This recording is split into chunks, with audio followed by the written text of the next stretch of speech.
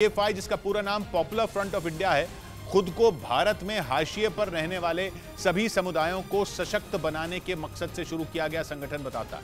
लेकिन 2012 के एक मामले में केरल सरकार ने हाईकोर्ट में बताया था कि पीएफआई और कुछ नहीं बल्कि प्रतिबंधित संगठन सिमी यानी students Islamic movement of India का ही नया रूप है। कहा तो यह भी जाता है कि पीएफआई के ज्यादातर सदस्य कभी न कभी सिमी का हिस्सा रह चुके हैं।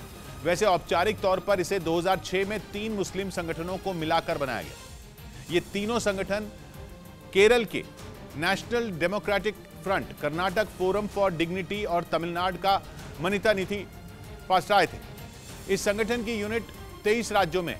शुरुआत में इसका हेडक्वार्टर केरल के कोझिकोड में था, लेकिन बाद में इसे दिल्ली शिफ्ट कर दिया गया। लेकिन अब भी इसका सबसे ज्यादा असर केरल में ही माना जाता है। इस संगठन की अपनी एक अलग यूनिफॉर्म है। एसडीपीआई यानी social democratic party of India को इसकी पॉलिटिकल विंग और सीएफआई यानी कैंपस फ्रंट ऑफ इंडिया को इसकी स्टूडेंट विंग कहा जाता है।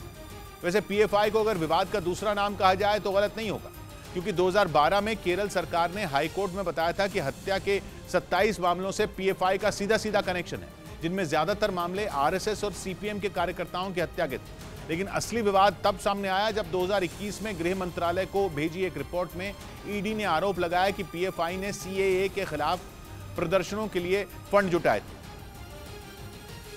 दिल्ली पुलिस ने भी 2020 के दिल्ली दंगों से जुड़े एक मामले में पीएफआई पर दंगा करने वालों को सामान और आर्थिक सहायता देने का आरोप लगाया था। यही नहीं, पीएफआई का नाम तबलीगी जमात के नेताओं पर चल रहे मनी लॉन्ड्रिंग के मामले और 2020 के केरल सोना तस्करी केस में भी सामने आया था। इसके अलावा कुछ महीनों पहले हुए हिजाब केस में इसकी स्टूडेंट विंग सीएफआई का नाम उछला था। एनआईए और ईडी ने इसी वजह से पीएफआई पर शिकंजा कसा।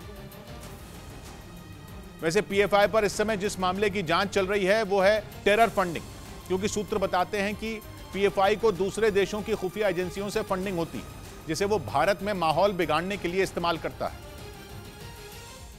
2020 में ईडी ने भी जांच के बाद दावा किया था कि 4 दिसंबर 2019 से 6 जनवरी 2020 के बीच पीएफआई से जुड़े 10 अकाउंट में 1 करोड़ से ज्यादा रुपए ट्रांसफर हुए, जिसके बाद सीएए के खिलाफ प्रदर्शन तेज हो गए थे।